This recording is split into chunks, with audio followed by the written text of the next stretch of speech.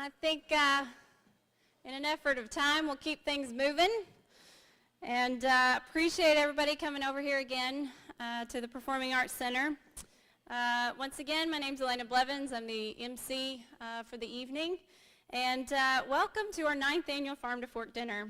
We are coming up on nearly a decade of this great event, and we appreciate all the support we have received from our underwriters and table sponsors, our food donors, those who prepare that food, and the students and faculty here at Marshall County High School who volunteer their time and energy in helping us put on this event every year.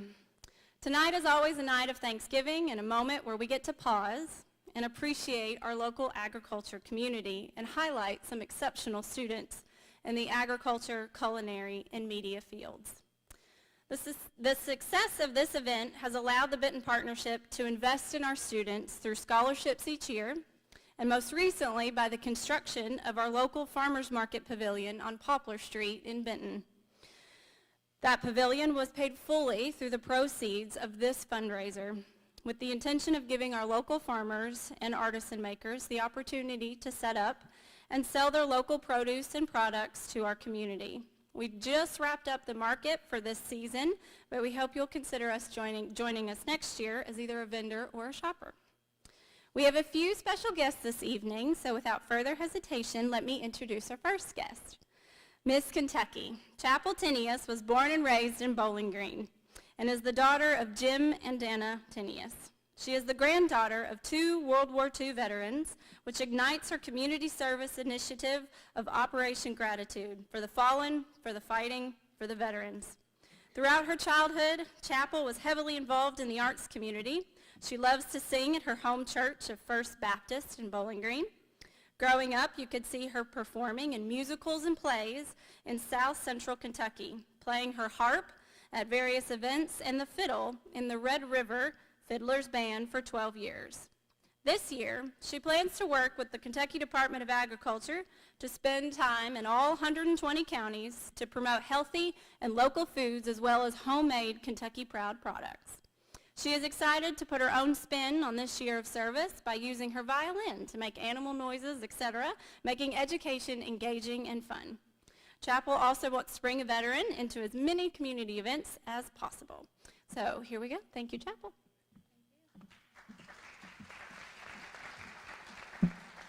Well, good evening, everyone. Thank you so much for having me. It is a joy and honor to be here. To kick off tonight, we're going to play a couple of fiddle tunes for you.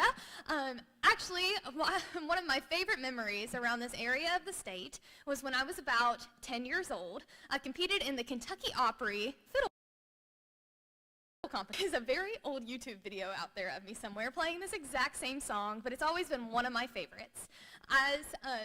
As mentioned, my grandfathers were both World War II veterans, and I always remember going up to my dad's father's house in Indiana and watching the birds with him. So this was always one of his favorite songs, and it goes out to him. This is called Listen to the Mockingbird.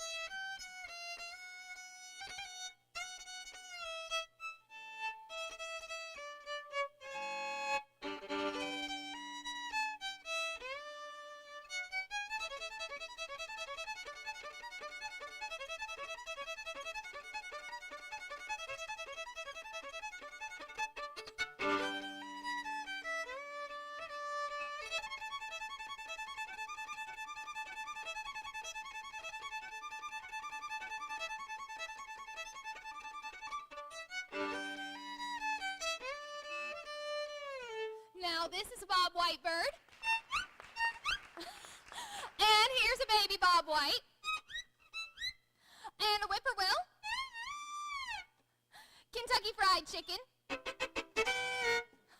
Our Kentucky State bird, the cardinal. And I bet you all can't guess this one. And that is a woodpecker.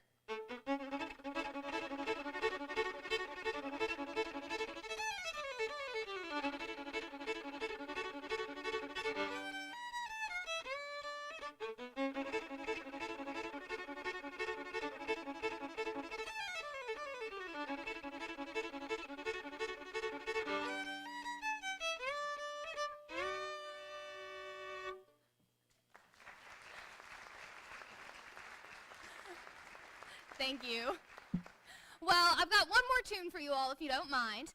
In a couple of months, I will actually be representing Kentucky at the Miss America competition.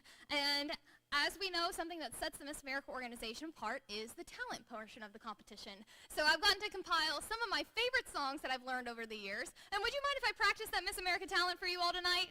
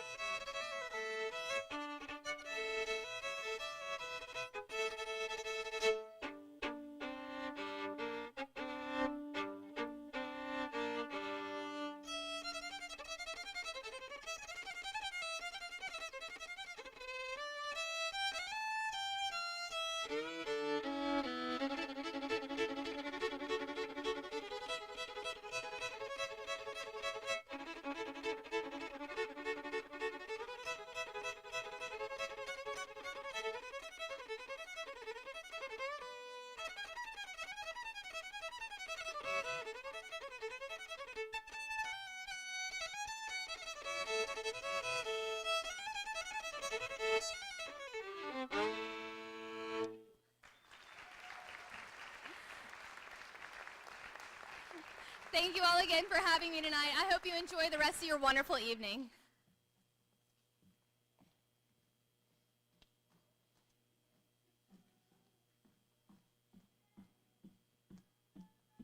All right, thank you. That was wonderful. Okay, at this time, I would like to welcome our local chapter, Marshall County FFA Chapter President, Miss Abby Treese, to the stage to introduce our next speaker. She's going to make her way up here.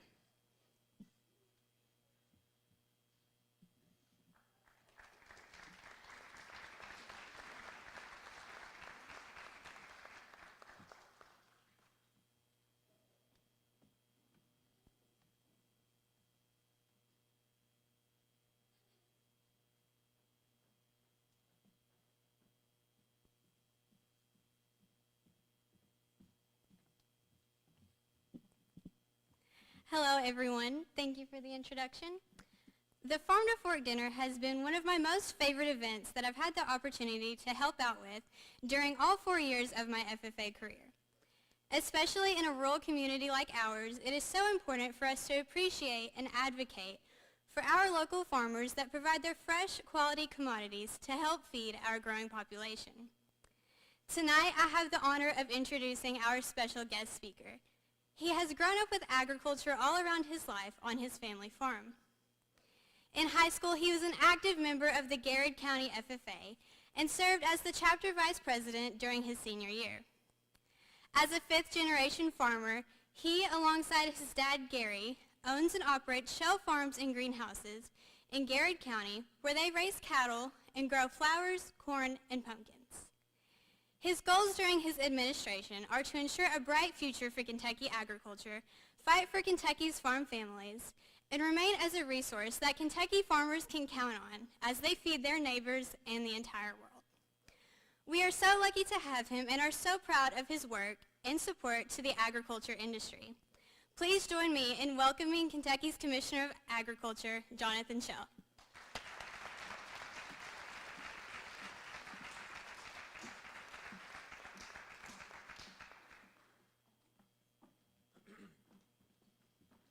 Thank you so much, Abby, and I'm going to have to raise this up. Abby, you did an amazing job, and thank you so much for your service for all 4 years that you've been here at Marshall County High School in the FFA program. That is really one of the highlights that I get to participate in as Commissioner of Agriculture, is working with our young people all across the state of Kentucky.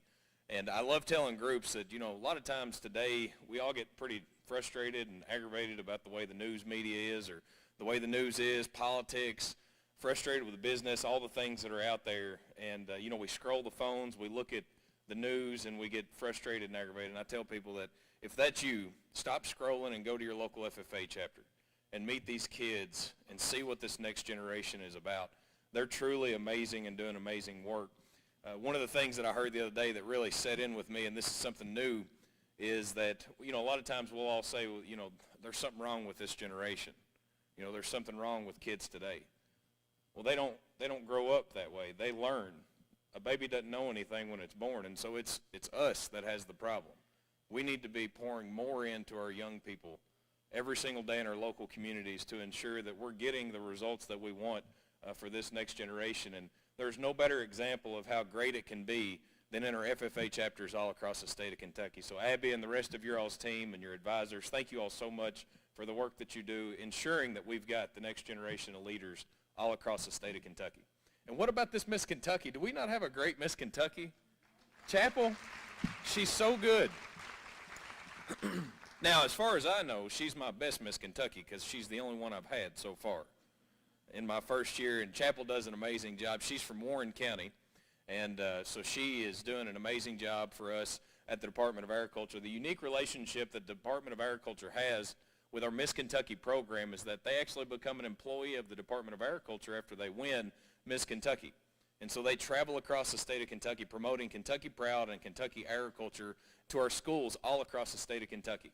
And they're able to get paid to do that. They go in, they're able to interact with our children across the state to help them understand better about where their food comes from. And I know that Chapel has an extra special heart for suicide prevention amongst our veterans and our veterans affairs across the state. And so she talks about that a lot as well and does an amazing job. Elena, thank you so much for being the MC tonight. And Miss Ann Riley, thank you so much for inviting me to come tonight and letting me sit with you at your table. Me and Miss Riley are going karaoke after this, so if anybody wants to join. She said she'd play the piano and me and Chapel could sing. So we'll see if anybody got eardrums left after it's over. But I'm a full-time farmer. It's what I do for a living. And every day I do something on the farm, whether it's try to feed cattle or in the greenhouses or pumpkin patch. And our operation on our farm is just like most of the operations that you're going to see across the state of Kentucky. It's put together with barbed wire and bale and twine and a little duct tape here and there. It's nothing special. It's just a working farm. It's me and my dad and a few employees, and we work hard every single day to provide a living for our family and to really try to give something back to the community. We do background cattle operations, so we have heifers that we background up to about 750 and sell them off. And then we've got a greenhouse operation where we're about 2 acres under roof in greenhouse that we raise hanging baskets and bedding plants, those pretty flowers that you all buy. I'll tell you, my favorite part about the greenhouse business is whenever people like you all come out there and you buy these pretty flowers and you take them home and you water them and you're taking care of them, and then you go on vacation, you forget to water them, and you have to come back and buy them again. That repeat customer in the same year is that good customer. And that's my favorite part about the greenhouse business is whenever you all forget to water them flowers when you go to Florida. But we've also got into the biggest racket that I've ever had on the farm. I love it. It feels illegal, but it's not. And it's not what you think it is. I know some of y'all are thinking it's marijuana. It's pumpkins. I love the pumpkin business. So we've been growing pumpkins for about 4 years now. This is my 4th year. And I love the pumpkin business. And I figured out, Miss Riley, you tell me if this is correct or not, but I think I'm right, that women like their pumpkins like they like their men. The uglier, the better. You like them warty, scratched up, nasty-looking pumpkins. Most all of y'all like it. So men, there's hope for all of you. But I've also learned the difference in boys and girls in the pumpkin patch as well. I've got 4 kids, 2 girls, 2 boys.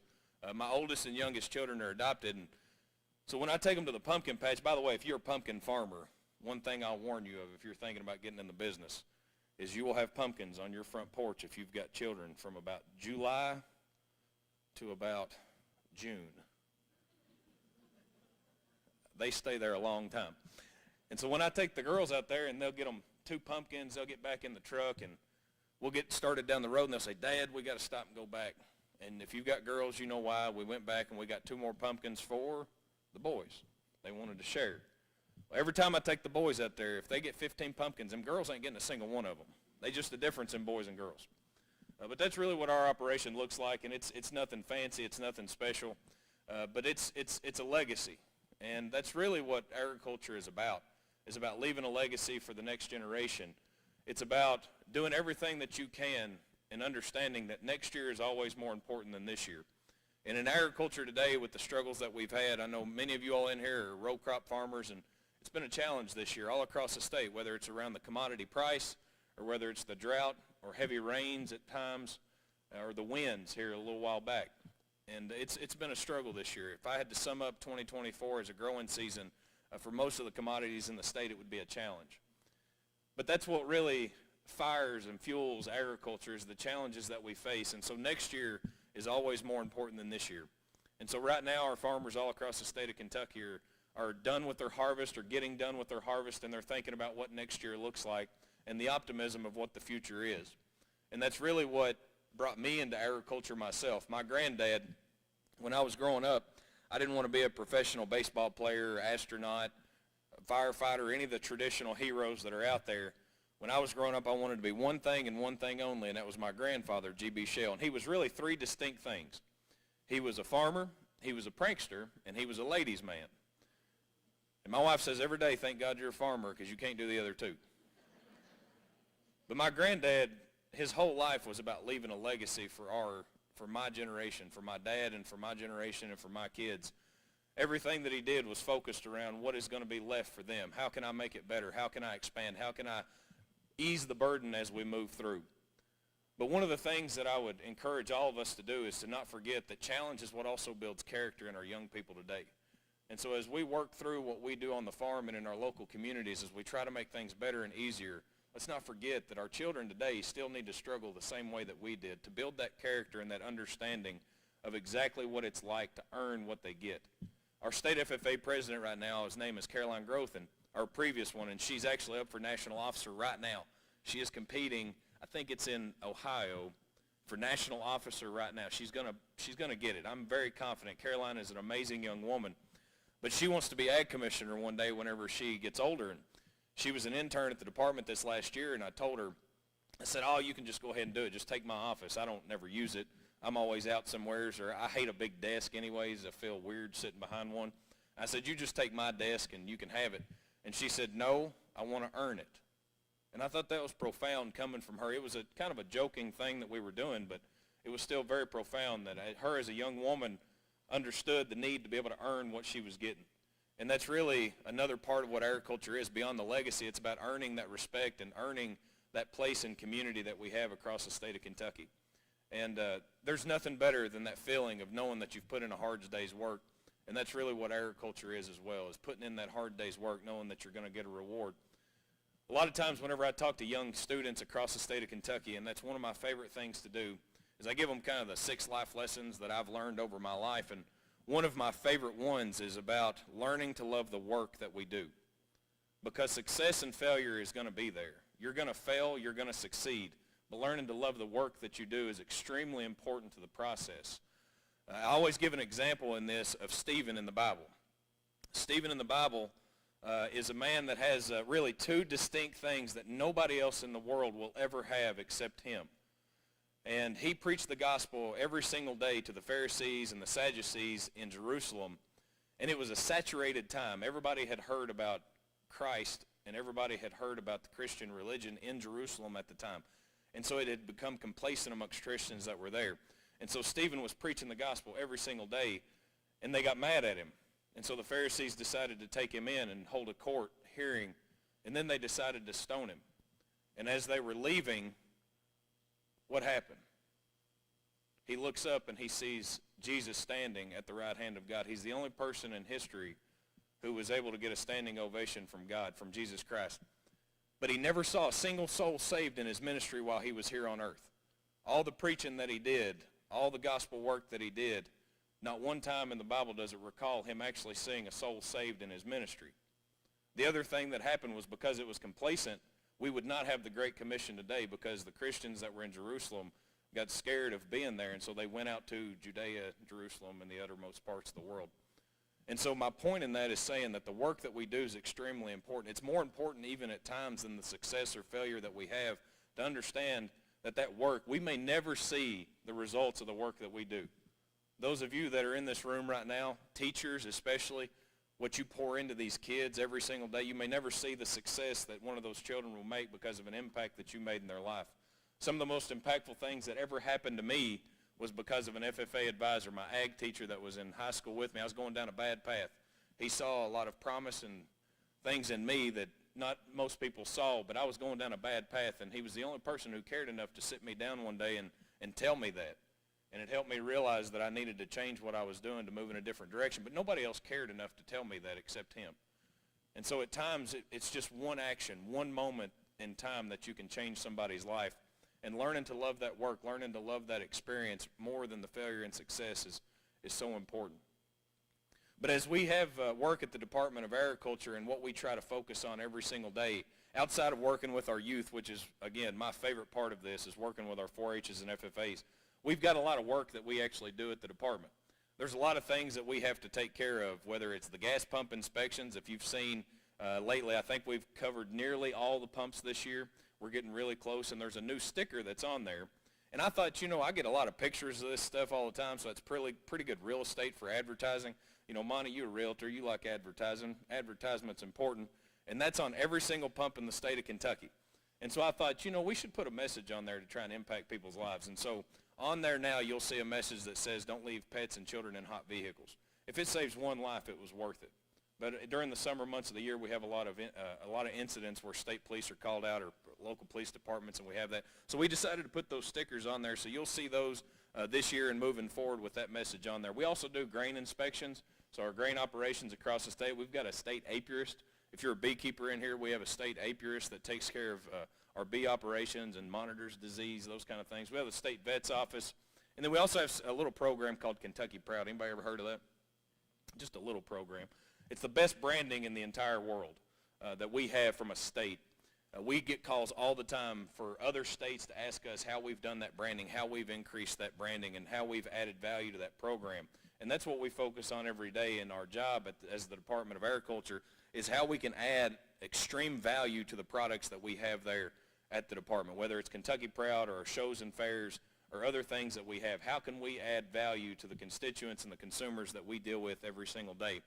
But outside of the normal duties and jobs that we focus on, I have tried to redirect and kind of take us in a new direction of focusing on agriculture as economic development. In all of our local communities across the state of Kentucky, agriculture is the largest employer in every county. It's the largest investment, largest sector in most all 120 counties in the state of Kentucky. We don't realize how big of an impact that we have in agriculture as farmers and agribusinesses across the state with the investment, the amount of jobs, and the amount of impact that we have.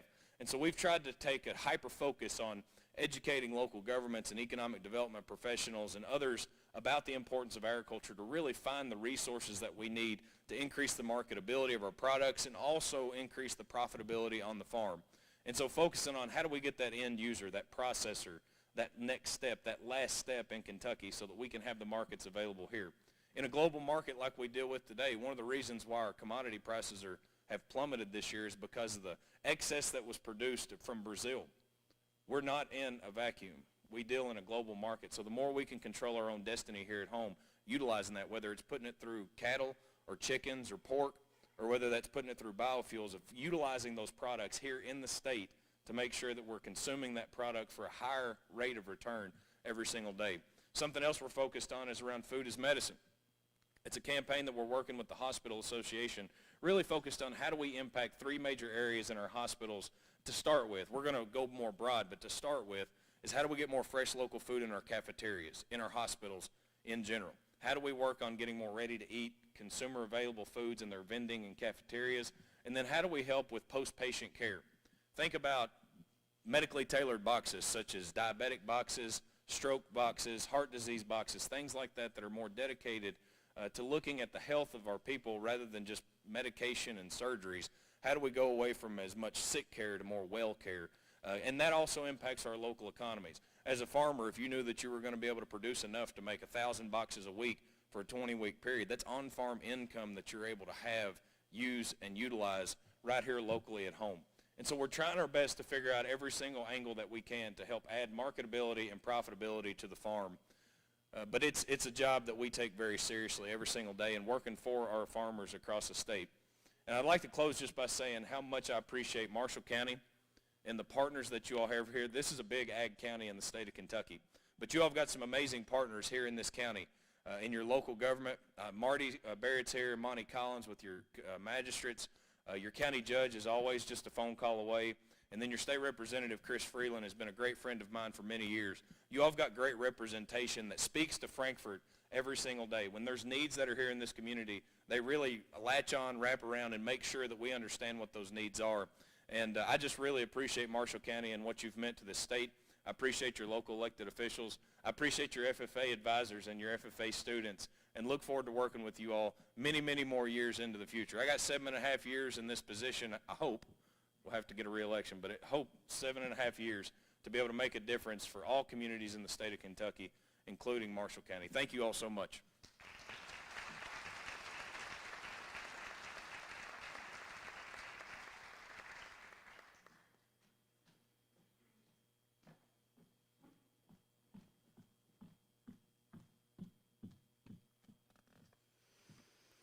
All right, now at this time, we would like to take a moment to recognize our scholarship recipients for this year.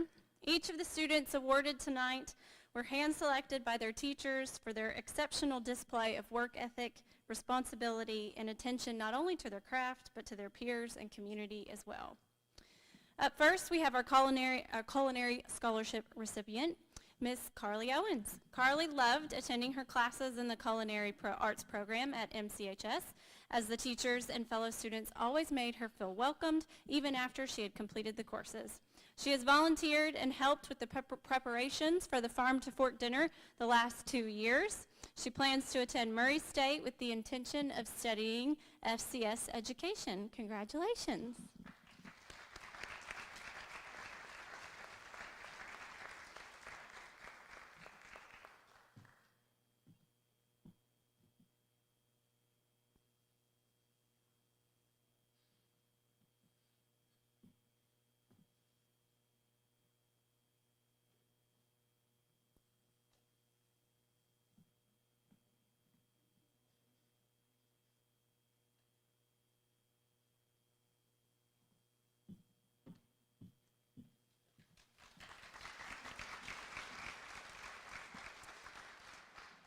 All right, next we have our media arts recipients. Macy Scott has played an integral role in the media arts department at MCHS. She regularly volunteers her time to work on live events here, where she manages video production and technical aspects of the programs, as she is doing tonight, actually. She has helped create the videos for this event over the last couple of years. Her teacher, Mr. Darnell, states that Macy's commitment to media, coupled with her strong work ethic and passion for community involvement, make her a highly deserving candidate for this scholarship.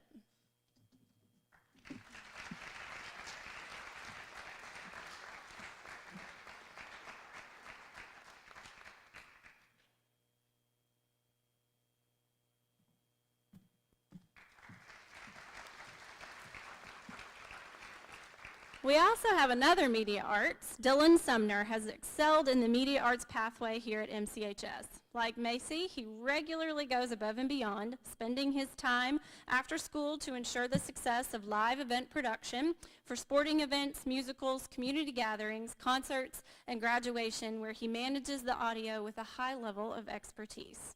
He has served as the audio engineer for this event the last 2 years. His teacher, Mr. Darnell, says Dylan's work ethic, passion for audio, and commitment to serving both the school and the community make him an ideal candidate for this scholarship.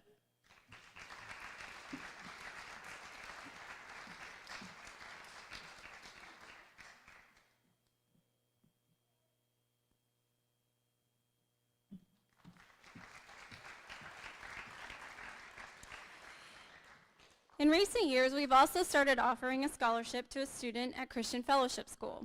This year's recipient is Abby Miller. She is a senior at CFS and loves playing volleyball and has played for 8 years. She is the captain of the varsity volleyball team at CFS and plays club volleyball for the Murray Aces.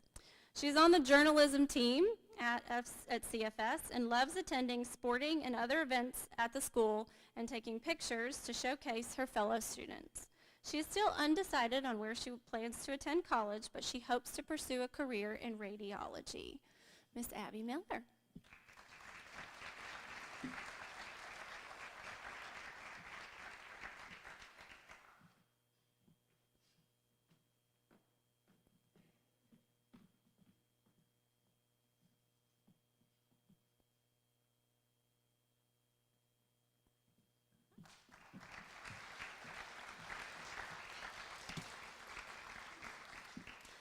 Last, we have our Agriculture Scholarship. Miss Abby Treese is Marshall County's FFA Chapter President and the Purchase Region's FFA Reporter. She was accepted into Auburn Veterinary School Mentorship Program, where she got to travel to work with livestock animals and prepare for vet school. She's been a very active member in the FFA for all 4 years, and we recently won the State FFA Veterinary Science Placement Proficiency and became a silver-rated national finalist because of the work at Companion Animal Hospital. She applied for a scholarship and attended the National FFA Washington Leadership Conference in D.C. in July, and after school, she plans to become a Kentucky FFA state officer majoring in pre-veterinary science at Murray State University and attend Auburn's vet school to become a livestock veterinarian. Congratulations, Miss Abby.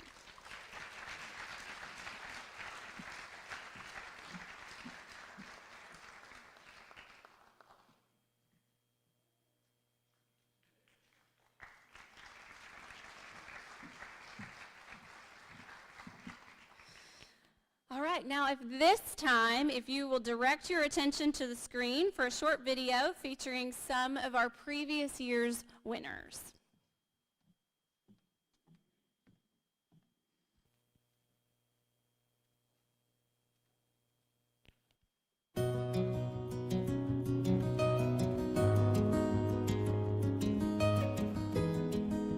Hi, my name is Brandy Green. My husband Dustin and I bought Harvest Time. We opened the first decent weekend in April, but we start growing about January 1st. I've always loved just being outdoors. I worked at a nursery, I co-op at a nursery in high school, and it just kind of grew from there. I had my own landscaping business, and then 2.5 years ago, my husband and I decided to buy Harvest Time. Yeah, there's something pretty neat about growing something from either seed or cuttings and then watching it go out the door as something big. The hardest part would be you just have to do it 24/7. You're invested day in and day out. You really don't have any hours. I'm Hunter Connor. I help my grandparents run this produce farm. Small produce farm and vegetables, you know, like blueberries and tomatoes, cucumbers. You know, we got some chickens, a few cows, just a small farm. I mean, right now with school, it's just you go to school, come back. If there's something that needs done, you know, you kind of get out and get it done. I got the Young Farmer of the Year award. I didn't really think anything of it when I got it at the time. I didn't know I was going to get it. I didn't. And my grandma, she had put me in for it. You know, at the time, I had enjoyed growing potatoes. Now I kind of, you know, I like all of it. It's just, it's something fun to do. To be honest, I was surprised. I really figured somebody else would get it. And I was really grateful. I was grateful for everybody that put the whole award on and everything, the Farm to Fork dinner and Miss Ann. To me, it feels like it's something to show for all the hard work that goes on around here. You know, working all summer and just trying to help keep this place what it is, keep it nice, keep produce growing. I mean, it's something to look back on. It's something to be proud of.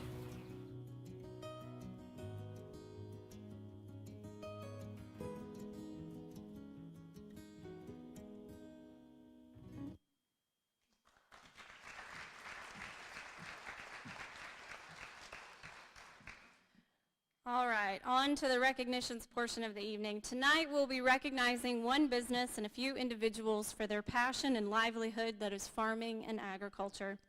Each recipient contributes to our local community and supports not only their family and friends, but through what they do, they touch the lives of so many of us without us ever really realizing it. It is an honor to be the one who gets to speak your name and celebrate you this evening. For our agribusiness, it is a family-owned specialty meat shop, restaurant, and catering business, committed to serving the community and the surrounding areas with distinction and pride. What sets them apart is their deep connection to multi-generational farming traditions and our unwavering commitment to excellence, sustainability, and community. They take immense pride in responsibly sourcing their meat from the family farm, and they want folks who enter their restaurant to feel like family and are proud to serve this entire region. Please join me in congratulating Higgins Meats and Eats as your 2024 Agribusiness of the Year.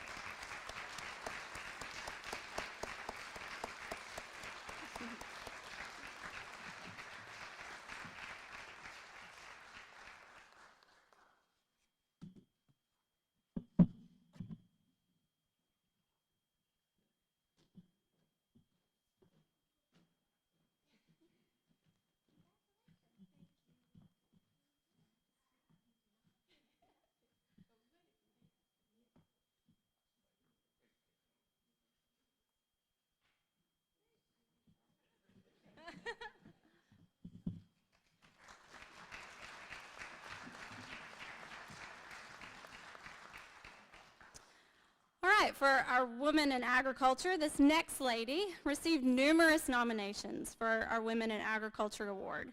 She has made a living out of knowing all about plants and produce and how to make them thrive and bring beauty to our homes and our community. She started a landscaping business nearly 20 years ago, but most recently has transitioned into owning and operating Harvest Time. Here, she grows and manages her greenhouses and provides our local community with the opportunity to buy locally, produce plants, produce, and products throughout the season. Harvest Time is also a food donor for this event for the last several years. Brandy Green, congratulations for being our Woman in Agriculture this year.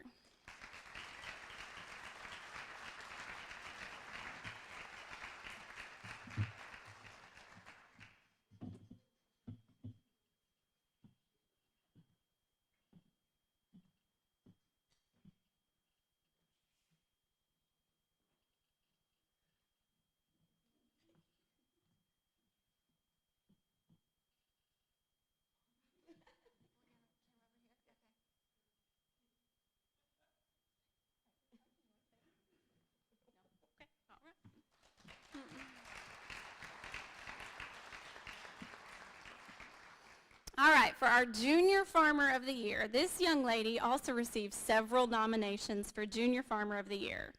I wish I could have included the explanations of every nomination because you can tell this girl is exceptional and loved by so many. She is the prime example of the farmer's daughter and is a spitting image of her mother, too, right? She is always out on the farm doing chores, driving the tractor, taking care of the cattle, harvesting crops, watching her younger siblings, etc.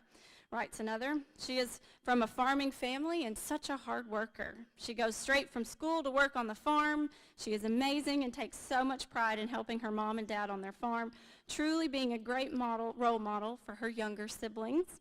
Whatever the need, she is there, wrote another person. The list goes on and on. But Miss Cora Joseph, congratulations on being our Junior Farmer of the Year.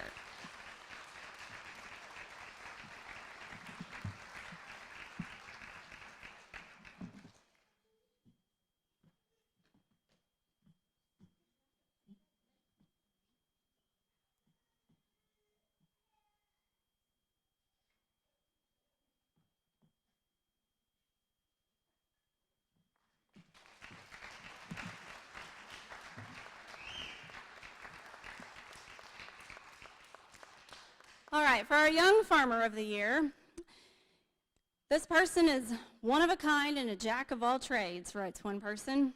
He shares his love of farming with his wife and his 3 children, and he's a huge asset to Joseph Farms and is devoted to the farm's success. He is a 3rd-generation farmer and hopes to instill the same values for farming and agriculture in his children, as he believes farming is a lifestyle worth preserving. One person writes, "The world needs more farmers like Logan." Congratulations, Logan Freeman, for being our Young Farmer of the Year.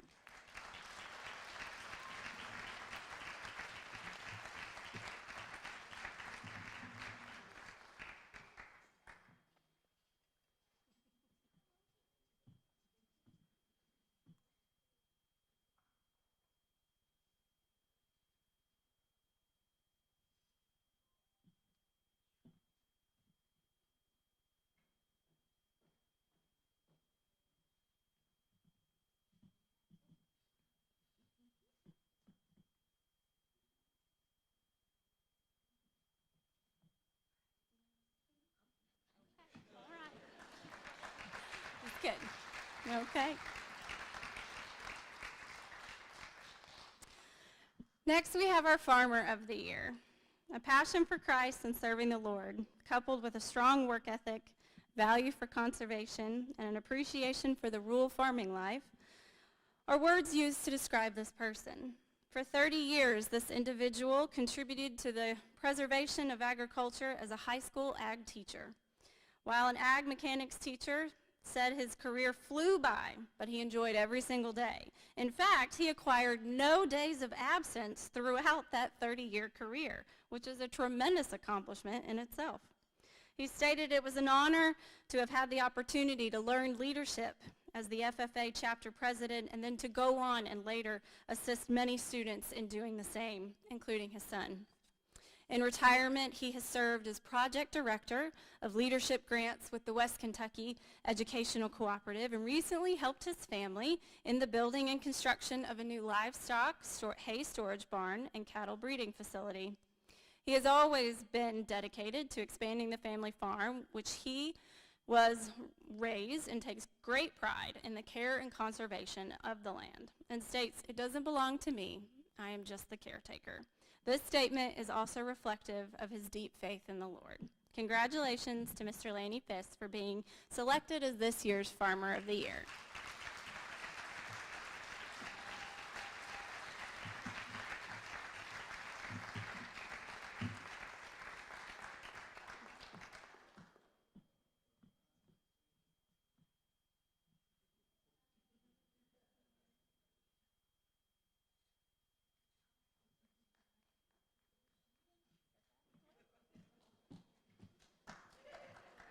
I'm going to break the mold and say something, but I'll be brief.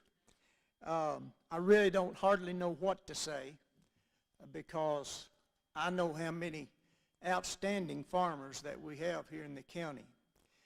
Because in the 30 years that I spent there in agricultural education, I had the privilege of being on many of those farms, and I've observed men and women producing food and fiber, not just for this county, but for the state, the nation, and even the whole world. And it is really indeed, I'm humbled and honored to receive this award. And all you can ever really say at a time like this is thank you. Thank you very much.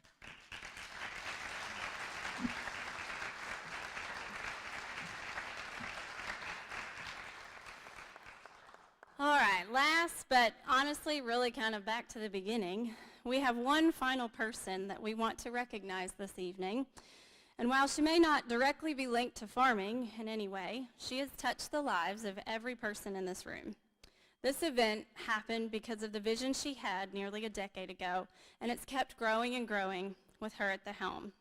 She has been running circles around us for years, and everyone at the Benton Partnership can say we have all learned a thing or two from this lady and how she puts on an event. She has suggested that it may be time to pass the torch for the Farm to Fork, and I know we have impossible shoes to fill, but from the bottom of our hearts, we are going to do our absolute best. We appreciate you and thank you for your leadership and patience with this tiny crew of volunteers that is the Benton Partnership. And we just wanted to give you a little token of our appreciation tonight. So Miss Ann Riley, thank you.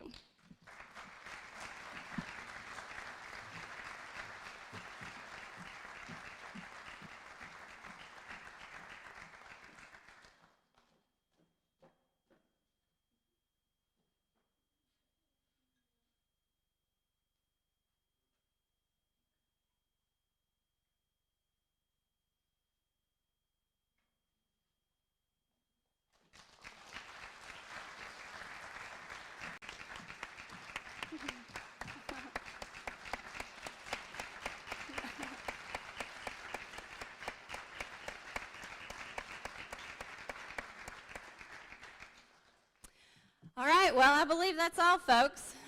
Once again, thank you to everyone who supported tonight, whether it was through sponsorship, donations, volunteering, and even buying a ticket. Congrats to all of our scholarship winners and our award recipients, and have a blessed night, and don't forget to thank a farmer on your way out.